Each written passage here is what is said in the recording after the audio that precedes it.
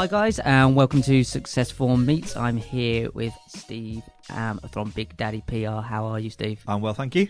It's great to have you in. I've been admiring what you've been doing for quite some time. It's been, as you said, it was 5 years. We've had a brief chat before this. So 5 years you've been doing Big Daddy PR, and I really wanted to get you in to talk about how social media's changed and how you've kept your business evolving during them 5 years. Okay, so where shall I start? Because we're now in our 5th year. I started the business while I was working actually at Radio Norwich, just down the road. And when I joined Radio Norwich, I never thought I was going to set up my own business. Yeah, I joined Radio Norwich literally because I was made redundant from my previous job 6 weeks before my daughter was due to be born. Oh, no. I was like, okay, I need a job. Yeah. Worked in media before.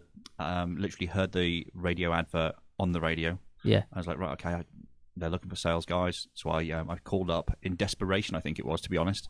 Phoned up on the Wednesday afternoon, had an interview Friday morning, and by 11 o'clock Friday, I was given the job. Brilliant. Which was great. Yeah. Loved it. Went in, and in all due respects, I had nothing to start off with. I needed a way to sell radio to people, or at least introduce radio. So I built my Twitter following.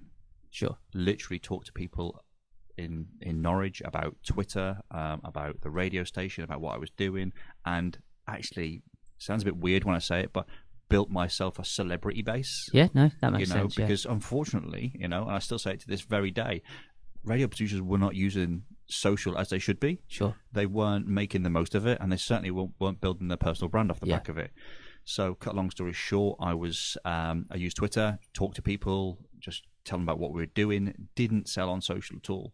And it's quite funny because I'm in the process of writing my book, and this is the backstory of how I did it, and it's how I built the business. We had a product called Local Hero Awards, and we were given 3 weeks to sell it. I remember that. I've been in Norwich a long while, so I do remember that. It was the first ever time that it'd been done in Norwich through Radio Norwich. We were given 3 weeks to sell this product.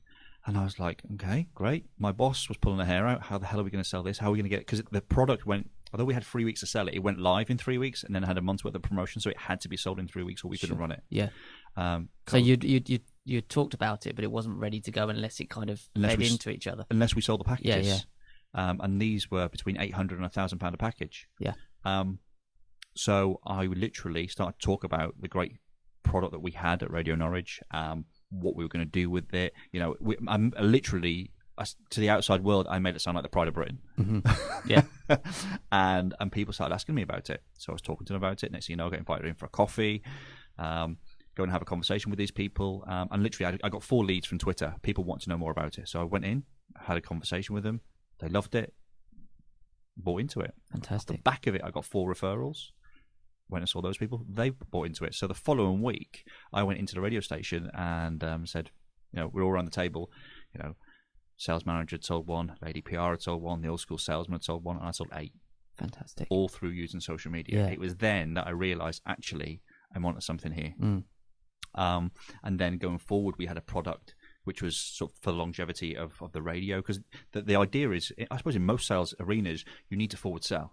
Yeah. You need to be selling, not just on a weekly basis, you can be selling on quarterly basis. So I used then LinkedIn and Twitter for the next project that we had. The Local Heroes was a success. I used LinkedIn and Twitter, talked to the different people, again, just literally conversations. It's just conversation. The key to social media is in the title. Yeah. It's social. Yeah. So many people miss that. Yeah. So what I did then was I was using LinkedIn and Twitter. The chief marketing officer of the radio station hated the fact that I was using social media. Why was that? He came to me and said, I want you to stop using social media. It's a waste of time because you can't measure the ROI.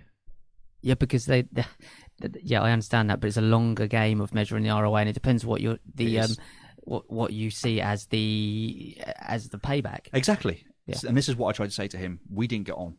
We didn't get on from that moment on. Yeah. And I said, and I used the example, okay, Local Heroes, I sold 8 awards, okay, and I got it live. Okay, I then looked at the people we were working with, and actually the awards, the first year of the awards ran on a contra. Yeah. It was all reciprocal. The only thing you paid for was a sit-down meal. Wow. Okay, this award ceremony should have been about 15 grand. Yeah. It cost 2. Everyone else had reciprocal through radio. Sure. And that was through the relationships and the value that I'd already delivered. Looking then at LinkedIn, out of, I think it was 52, 53 sets of conversations, whether it be an email or something like that, I got 36 bums on seats. Wow. There's your ROI. Yeah. And then when I challenged him on this, and you don't want to challenge your new boss, but I did. Yeah. And I said, I'm sat here on the 1st of November, and I forward sold now for 13 weeks. I've done every target, November, December, January, and I'm halfway through February. And it was at that point in my mind that I took my foot off the pedal. Yeah. Because people were asking me, what are you doing? How are you doing this? Your Twitter followers are going up. And businesses were coming to me, they were my clients, and saying, can you show us how to do it? Of course I can. So I show people. And literally, again, cutting this long story very short, in December, a guy approached me and said, I like what you're doing. I'd like to support you. And he mentored me. He mentored me out of my day job. So like within 8 months, I was solo and Big Daddy was set up. Fantastic. And I love your branding, the way you do things as well. Why did you choose the name Big Daddy? Really interesting. And when I say it to people, they don't know whether to laugh or take me seriously. So it literally, I was driving out of the car park at Radio Norwich, and it felt like the name just dropped out of the sky and dropped in the back seat. I then spent 2 hours driving around the city thinking, Big Daddy, Big Daddy, Big Daddy PR, where's that come from? Because we're not a PR agency. In the early days, we were. We did sales, marketing, PR and events, social media, and training. Yeah. So we had 5 arms to the business. It's about 8 months after that, I was looking at the business, and it was like, and I had a conversation with a friend of mine at an event. I said, she goes, how are things going? I said, it's great, but everyone's calling me the social media guy. She goes, well, you are. I said, yeah, but we do this, this, and this. She goes, yeah, but everything you do is social media. Yeah, it is. So it was like a light bulb moment, a slap across the face. And I sat down and said, okay, why don't we ditch those elements of the business? We can bring them on if a client needs them, but actually we're a social media agency. So driving around the city, it was... I look at the relationship I had with my dad. Well, he's my stepdad. Okay, he took me on when I was 8 years old. And the relationship I had with him, he is typically Big Daddy. He is this. He passed away a few years ago, but he is typically this big, round, burly man, smile on his face. No one had a bad word to say about him. Everybody, everyone just loved him. Yeah. And the values that are in Big Daddy is literally that we come along to a company, a business, a person, anybody, and we'll put our arm around them. We take the pain away. We give them their time back, and it's just like being your dad. Yeah. That is it. That's incredible. I love the way you're keeping his legacy alive 100%. Through the work that you're doing. Yeah, he was a great man, and to take me on at 8 years old, and to give some what's the word, perspective to it. Yeah. My mum and dad split up when I was 6 years old. My real dad died when I was just after my 8th birthday of cancer, and then my mum met George. He took me under his wing. I was your typical kid who was going through a grieving process. Yeah. So since that early age, all the way through it, I was the typical stepson. He was the typical stepdad relationship. But every time we had an argument or a fight, he would put his arm around me. And I never forgot that. And I lived in the northwest in Runcorn in Cheshire, which was the overspill for Liverpool and Manchester. Yep. Moved to Lowestoft when I was 16. Mum and Dad were going to retire, but they never did because the buy for the house fell through, and my dad was taken ill. But even down to my 18th birthday, he came and visited me. He did the 600-mile round trip. My 21st, he drove and did the 600-mile round trip. I got a microwave for my birthday present, but it was what I needed. I was living by myself, I was doing my A-levels, and I was living off £36 a week, and all of that stuff. But when you just need something just solid, he would provide it. Yeah. So you've brought those values over to the work you do, and you provide a comfort and stability for people, and a reassurance and a guidance. Yeah, 100%. And if we can't do that, then we shouldn't be doing our job. Yeah. And what I like, sorry, you've got a daughter. Yeah, I've got 2. Yeah, so you've got 2 daughters. 2 daughters. You don't look old enough to have 2 daughters. I'm 41. You're 41? Yeah. I'll take that. Yeah, no, I would take that, yeah.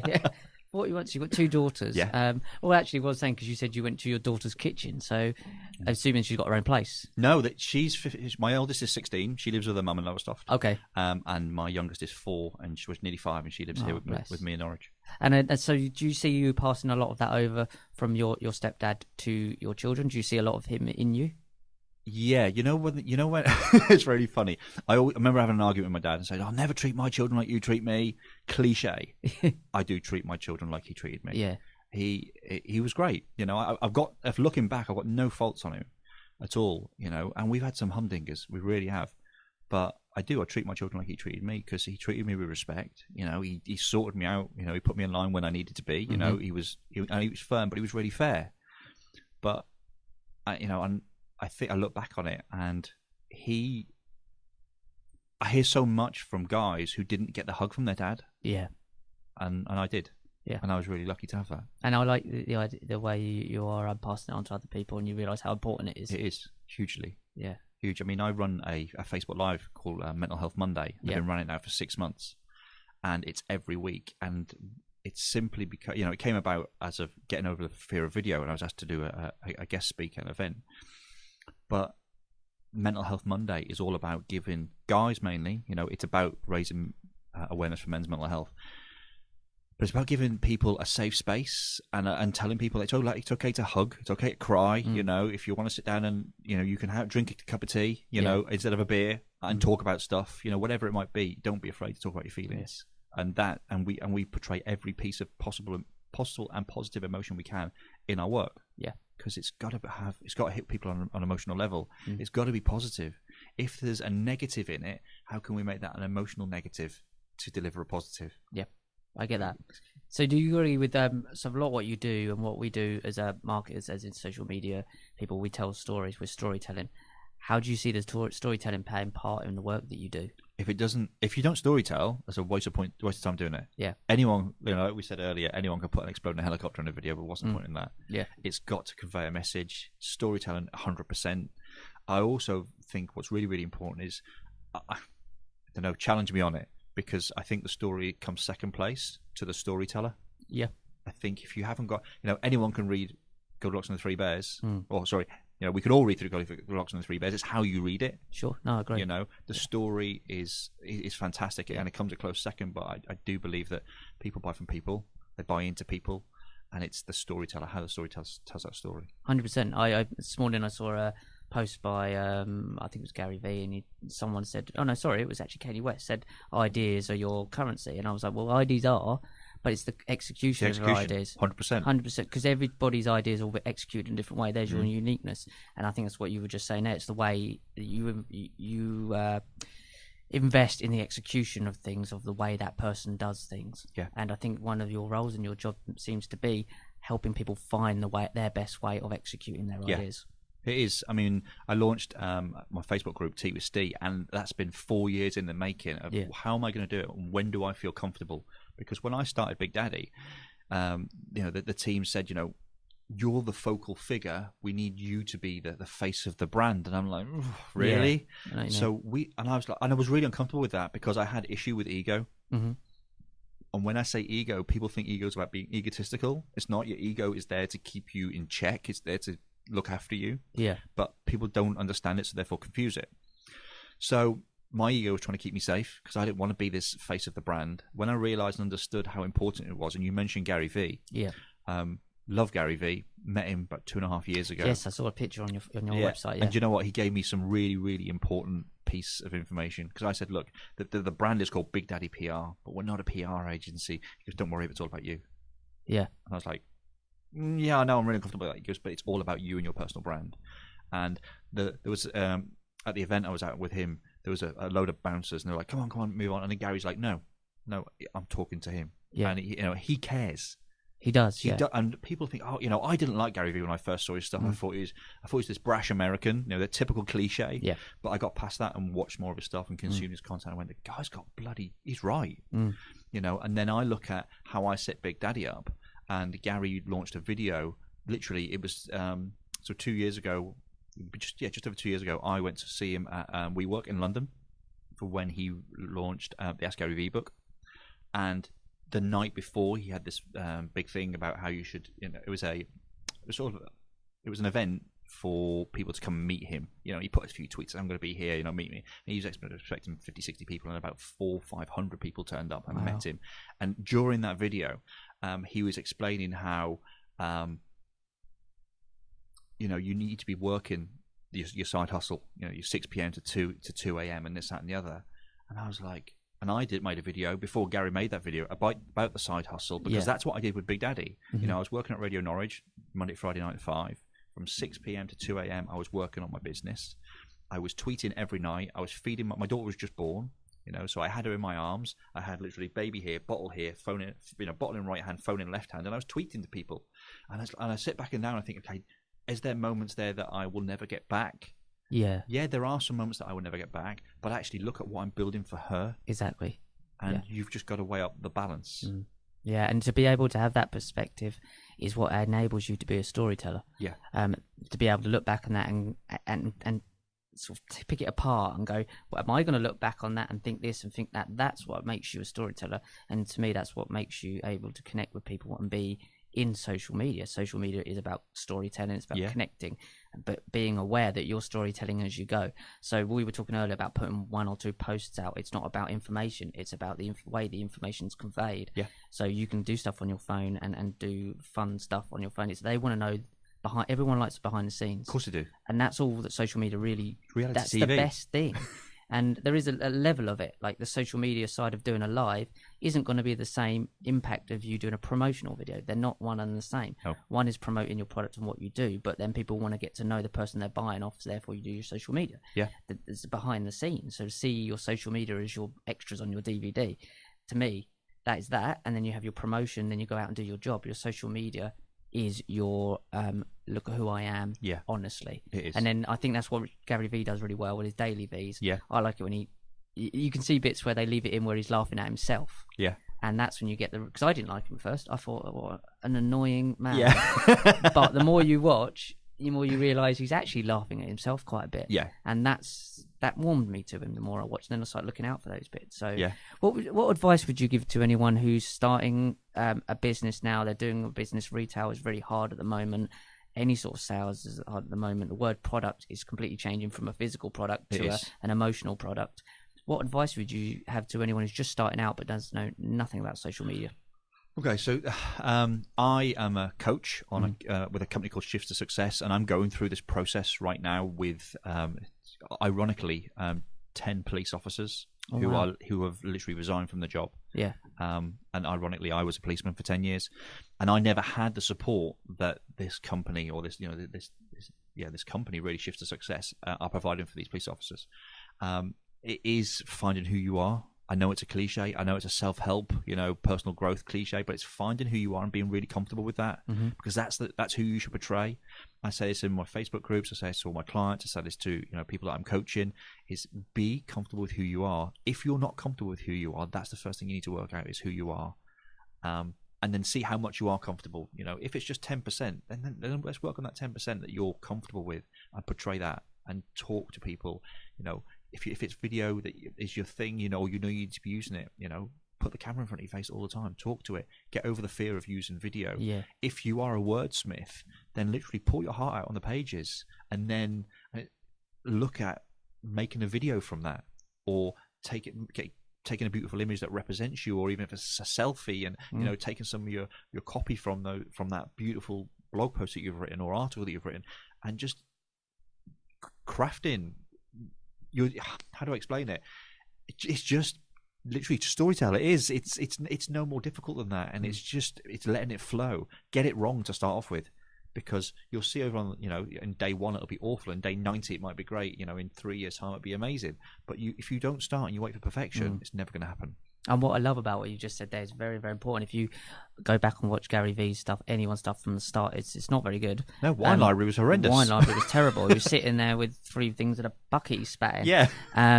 But what I liked is he had the foresight to think, one day I'm going to look back at this and that's going to be part of my legacy. Yeah. And people are going to look back and go, Gary Vee started off with a bucket and 3 bottles of wine. Look what I can do. He understood the storytelling. Yeah. So like what we've done last year, we were in a little office, we were filming in the background, and we were like, that doesn't look great. We're like, this is part of it. This is the genesis. Yeah. When we get to the stage, like now we've got a brilliant recording studio.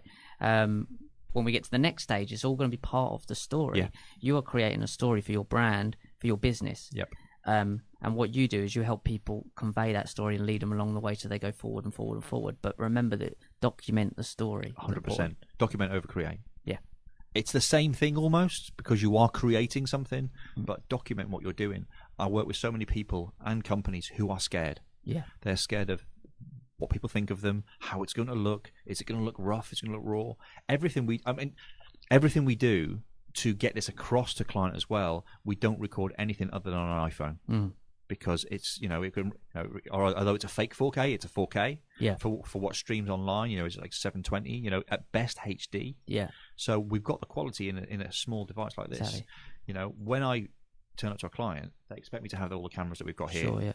And then I have to explain to them, okay, yeah, we can do that, but we don't need to. We can do, it's about how the piece of kit is used, and it's about how it's edited later on, and it's about the story that we put in there, you know, and how we use it.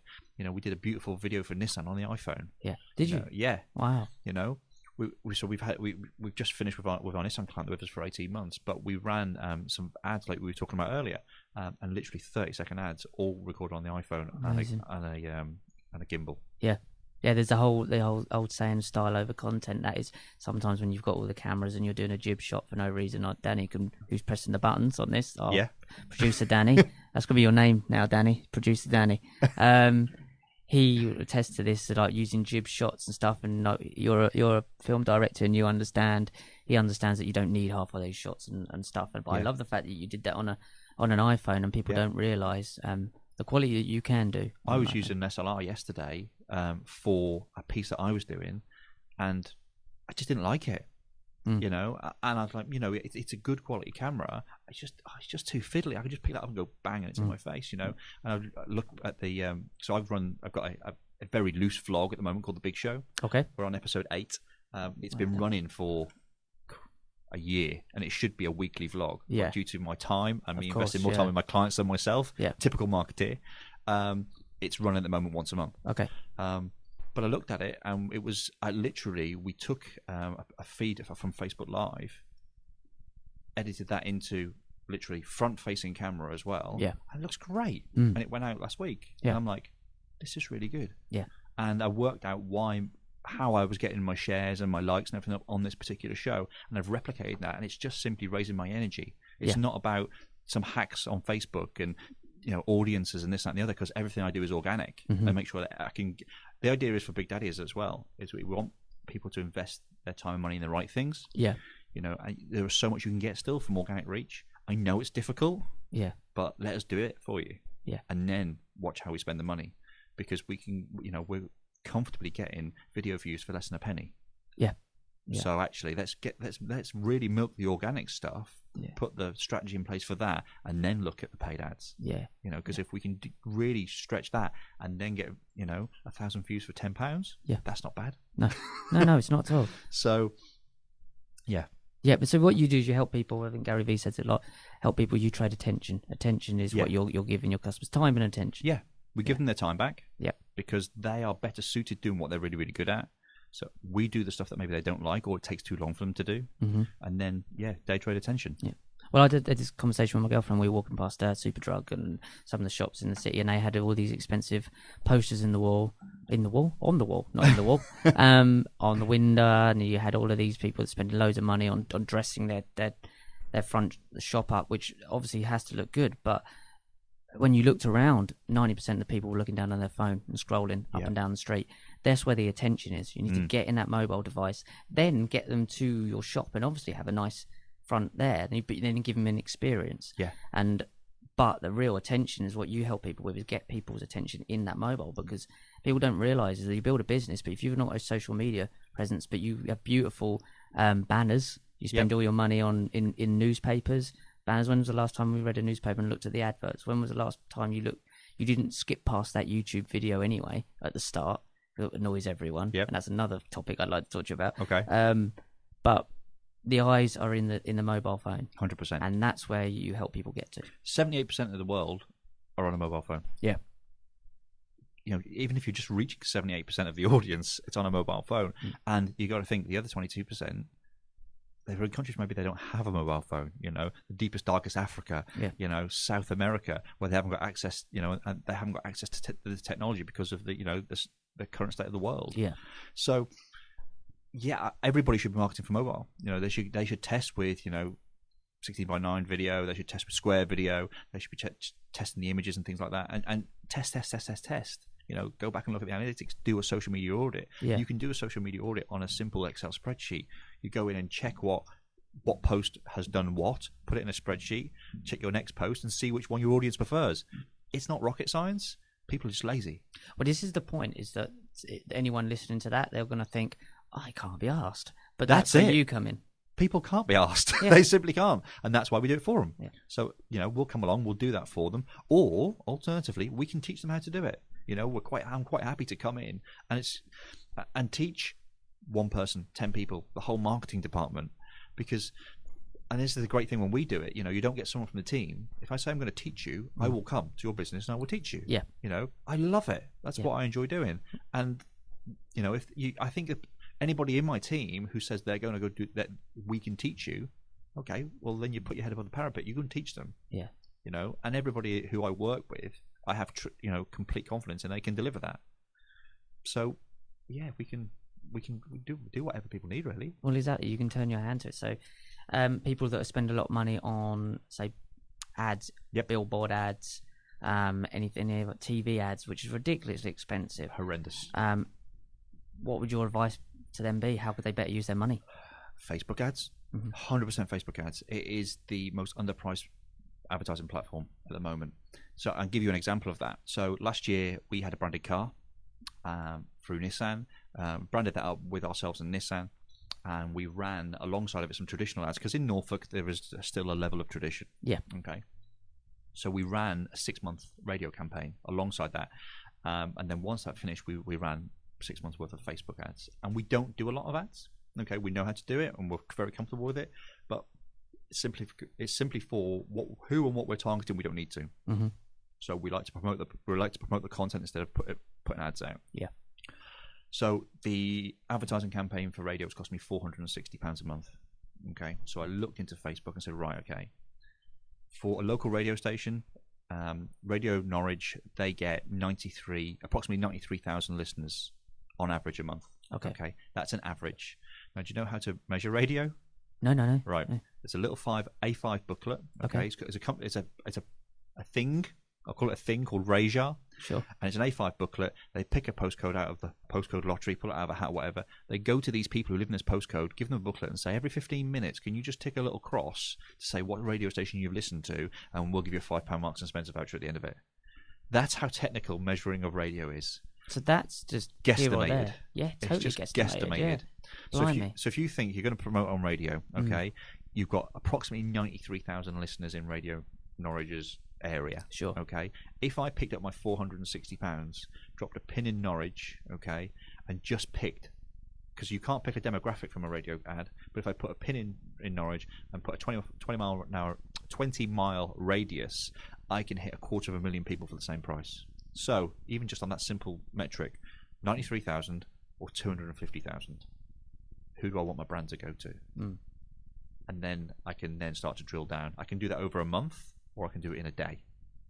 So if I've got something specific on and I want to put 460 quid on it, like I did radio, I've got a big event, I can literally hit 250,000 people within 20 mile radius of Norwich for 460 quid, the same as radio. Yeah. It's a no-brainer to me to do for Facebook, because then you can target, you can go down to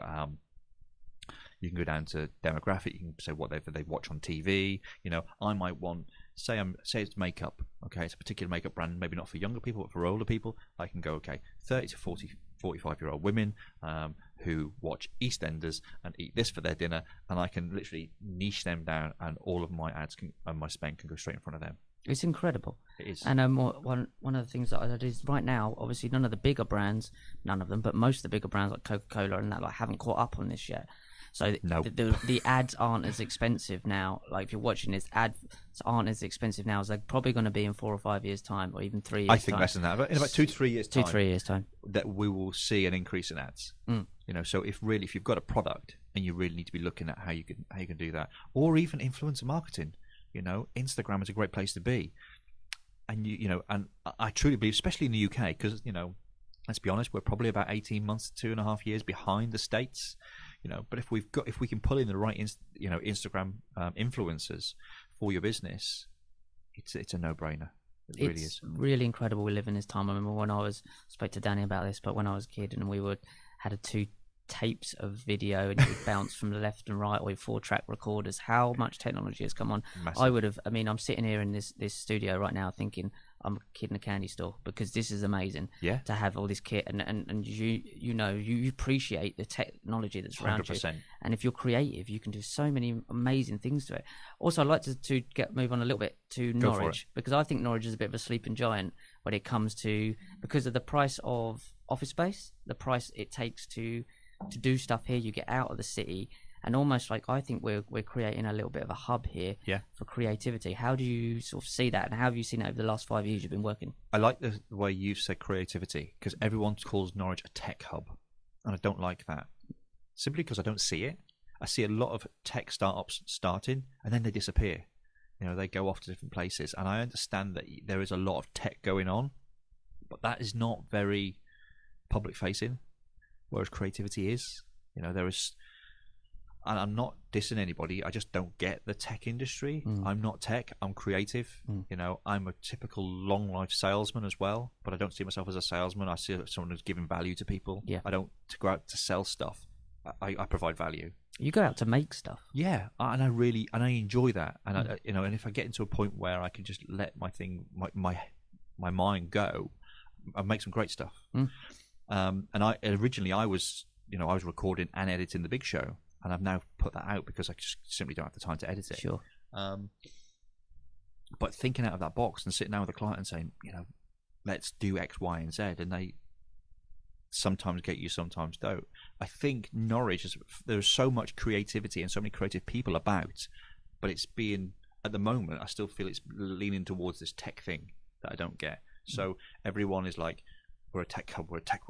Yeah, okay.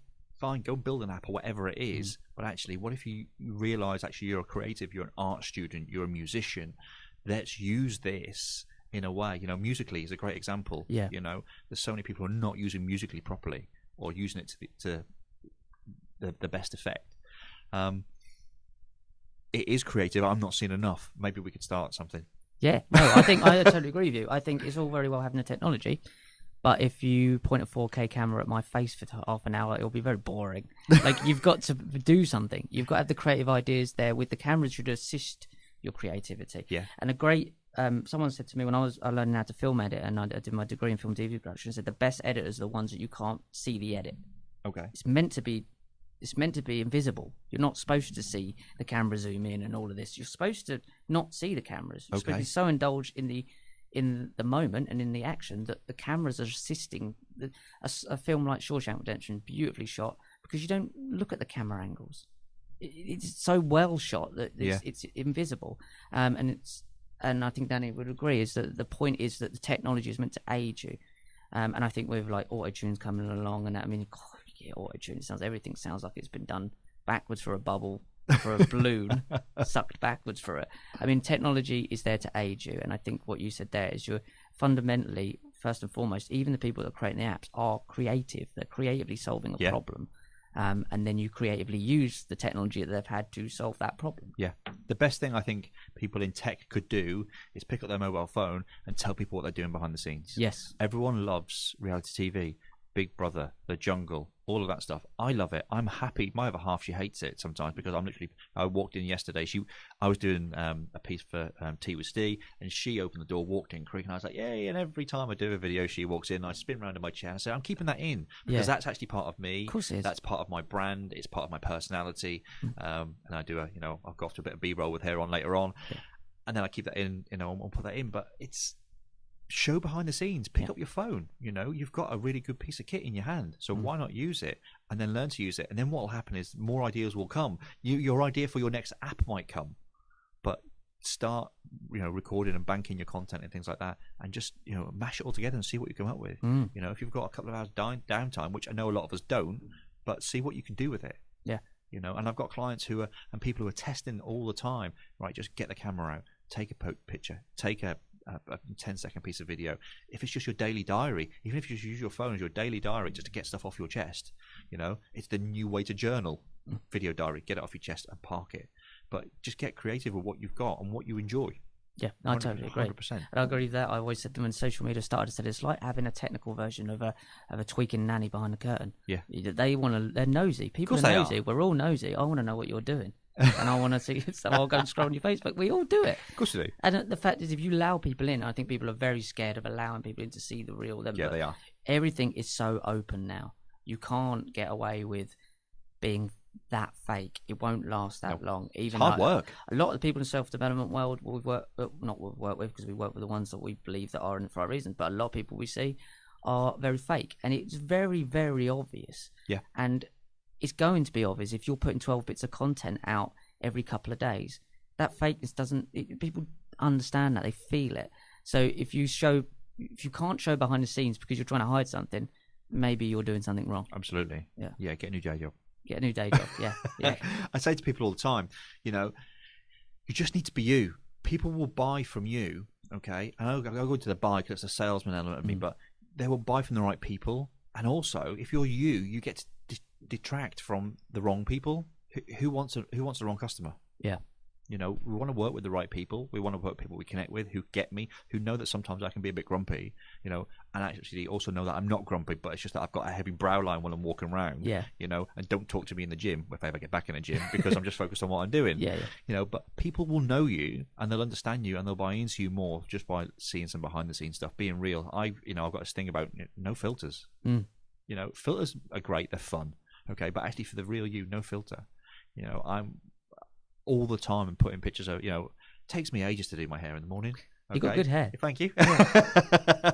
But what I say to people is, show behind the scenes. I'm forever putting, bedhead pictures on. Yeah. This is real. It's okay to be real because, Dave down the road is having trouble. And, I wear black because I'm having a fat day. It's not just for women, I last year I was diagnosed with bowel disease, so I have a problem with bloating now. 4 years, probably 6 so 5-6 years ago, I had a heart attack as well. Oh, blimey. Okay, so I've not been in the gym because I lost self-confidence. Of course. Yeah. I get under a bar and I'm usually pushing 3 plates aside, which is about 140, 150 kilos. Blimey. And now I'm struggling with 1 plate aside, but it's mindset. So some stuff that I've got to work on. But, guys have fat days too. It's sweltering outside. It's the first 25-degree day and I'm wearing black. But it's, because, I'm bloated today. So that's what it is. So, but I show that and I tell that story as well. There's a lot of people who complain about illness, but I'm really comfortable with mine. So, I did a video, literally 3 or 4 minute video, just like, this is my day. Everything's liquid because that's all I can eat today. Sure. And here's my 15 tablets. Yeah. But there's people out there who are far worse off than me. Yeah, there is. Yeah. But if my story helps someone just accept what they've got, then great, I'll tell that. I don't tell that all the time. It's just when I have a flare up or it happens. Oh, you know what? I'm having a crap day too. Yeah, and people want to have that. They want to be able to connect with that. They relate to it. Yeah, they 100%. Really do. I mean, I didn't have an esophagus when I was younger, so I have a similar kind of diet that you do. But the people want to connect to because everybody feels dissociated and pulled apart. And I like what we do. We try and bring people together, and I think we do it in a very, very nice and slow way. So guys, anyone watching, how can they contact you and what sort of things can you help them with? So I love to help people come out of themselves. I believe that everyone has a heart brand. That's what my TED Talk is about. So literally you dig deep into the visions and values, literally inside their chest, rip it out, hold it in their hands. Okay. And then let's see how we work with it to deliver the right message to the right people. You can contact me on social. So all my social media handles, and it's a tip for everyone, they should all be the same. Yep. So mine's at Mr. Steve Thompson. Big Daddy's is at Big Daddy PR UK. Again, they're all the same. So that's where you can get all of us. And that's the easiest place. We'll put that down. See, look, we'll point there. Point that down. I wanted to do that for ages, Danny, to be honest. That is one of the things. I do it all the time. Yeah. I'm pointing the wrong direction. Yeah, I'm still learning. The right direction, over there. Yeah, and your finger goes off. And you're like, oh, now I'm going to have to crop that.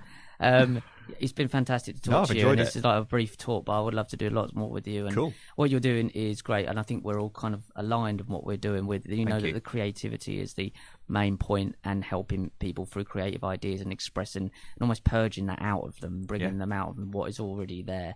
And when they're scared, to guide them, and when they haven't got time to sort of support them. I believe businesses now need someone like yourself in every single business. Yeah. Because without it, you are a shop window with no one looking in. 100%. Yeah. 100%. And if anybody at your audience want to sort of connect with me, I appreciate you can get all of these social media wise, but learn in a safe place. I've got a free Facebook group called Tea with Steve. So you can ask the stupid question that you think is stupid, but none of them are. You can learn from the community. It's growing nice and steadily. Anyone can jump in there. Just send us a message on it. Fantastic. And we'd like to get you on our Trusted Coaches page, Cool. success4.com. So we'll put you on there with a bio. And if you ever send any content in, if you ever want us to put it up, we can. And there's a little drop down menu that you hover over the author and it will go straight to your page. So Brilliant. you can click through to your social there. So we'd love to work with Cool. you a lot more. And thank you for coming Fantastic. in today. I've enjoyed it. It's great in here. It's good, isn't it? It is. Yeah. I love it. I love the decor too. Thank you. Yeah, this is Mark, the founder, and his wife, who also does our events management. They did a great job of that. Yeah, it's lovely in here. Really cool. Right. So, guys, thank you for coming My in pleasure. today. Do check out Steve Big Daddy PR, and I'd love to speak to you again. Let's do this more often. Awesome. Cool. Take care. Thank you very much. Bye bye. Stop. Yep.